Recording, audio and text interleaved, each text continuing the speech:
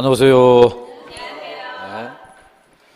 자, 드디어 3, 4월 강의가 새로 시작됐습니다. 지금 계획은 3, 4월 9주 동안 수업이 진행될 예정이고 3, 4월 강의가 기출문제 과정을 담고 있기 때문에 물론 이 오전반에는 들어가 있지 않지만 기출특강으로 별도 처리가 되지만 기출문제를 해결한다는 것은 상당한 실력이 좀 이렇게 받쳐줘야 돼요.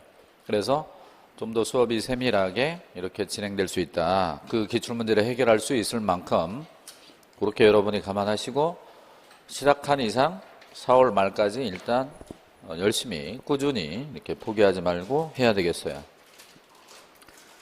자, 그러면 교재는 10쪽을 일단 펴시고요. 교재는 10페이지 일단 펴시고 칠판도 별로 이렇게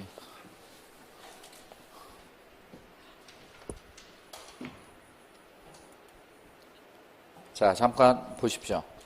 우리 과목은 그냥 중개사 법령과 실무라고 이렇게 얘기를 하지만 교재 편성상 3편으로 이루어져 있죠.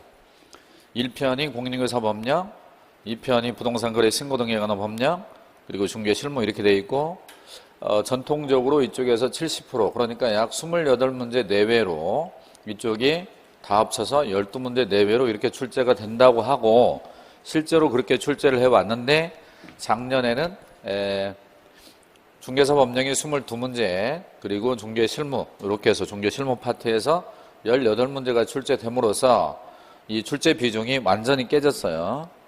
그래서 이제 예측하기가 좀 어려워요.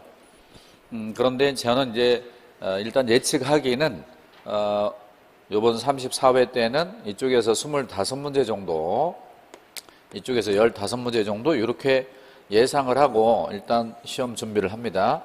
그런데 제가 볼 때는 맥시멈이 28, 미니멈이 22, 요 사이에서 이루어지지 않을까. 작년에는 예외적으로 이게 많이 줄었고 이쪽이 늘었기 때문에 그래서 그 중간치해서 제가 25, 15 정도 비중으로 시험을 준비하자. 그런 얘기고요. 그 다음에 이제 우리 여러분 잠깐 봐요.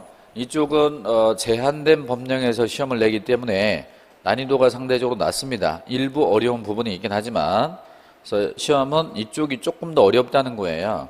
그렇다면 우리가 고득점을 하기 위해서는 이쪽을 기본으로 하고 이쪽을 조금 더 신경을 써야 되겠다. 이렇게 얘기할 수 있어요. 오늘은 1편에 그것도 1장부터 출발합니다. 여러분 교재에는 10쪽에 보시면 박스가 나오는데 그 박스가 법령의 구성이 되겠습니다. 먼저 1, 2 박스 첫 번째, 두 번째, 세 번째를 묶으세요. 첫 번째가 공인중개사법, 이건 국회에서 만들어낸 법률, 오른쪽에 법률의 동그라미.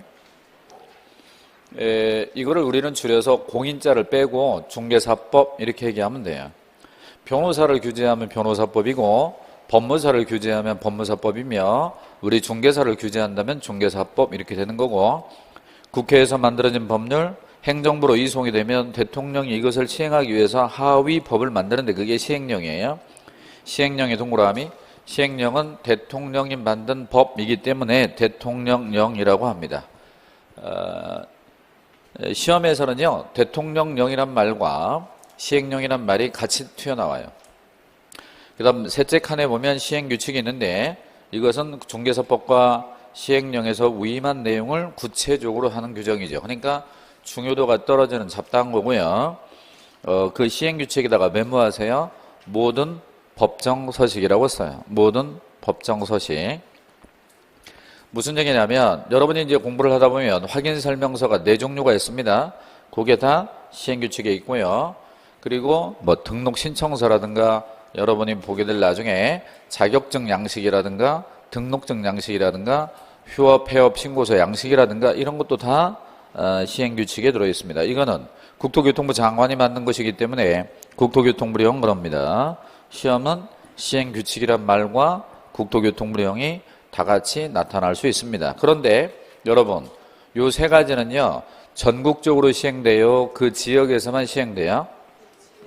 정신 차리고 자 전국적으로 시행이 되는 거죠. 전국적입니다. 그런데 다섯째 칸을 봐요. 다섯째 칸에 보면 지방자치단체 조례 나오죠? 이 조례는 그 지역에서만 시행이 됩니다. 그 지역에서만. 그리고 넷째 칸을 보게 되면 넷째 칸에 공인중개사의 매수신청 대리인 등록 등에 관한 규칙이 있는데 여기서 매수신청 대리인은 경매 대리를 말합니다. 경매 대리. 이걸 하려면 대법원 규칙에 따라서 등록을 받아야 되는데 그 대법원 규칙의 이름이 요거예요. 그래서 오른쪽에 보면 대법원 규칙이라고 돼 있죠. 그러니까 대법원에서 만든 법이에요. 대법원에서 만든 법. 요게 매년 한 문제가 나오는데 요거는요 중개 실무 문제로 봐요. 중개 실무 문제로. 자, 여기까지만. 자, 주목하시고. 금방 여러분이 봤던 거 이렇게 돼 있죠. 이렇게 해서 여기까지 1번부터 3번까지를 중개사법 0자를 붙여서 요 세 개를 말합니다. 다만 조례도 시험과 관련이 있죠. 행정수수료라든가 주택을 중개했을 때 중개보수 요거 조례에 따릅니다. 나중에 또 보게 되고요. 이거는 실무 파트로 간다. 재정 목적은 시험과 거리가 멀기 때문에 그냥 나중에 한번 보기로 합니다. 그러면 본격적으로 네모 2번 용어의 정의를 보도록 합니다. 별표를 하시고요. 한 문제 이상의 비중이 있으면 조금 피곤합니다. 자, 주목하시고 여기서 정의라고 하는 건 정의의 사도, 정의로운 사람 그 소리가 아니고 용어의 뜻을 정립하는 거예요. 용어의 뜻. 그래서 6가지 용어가 나오는데 주목하시고요.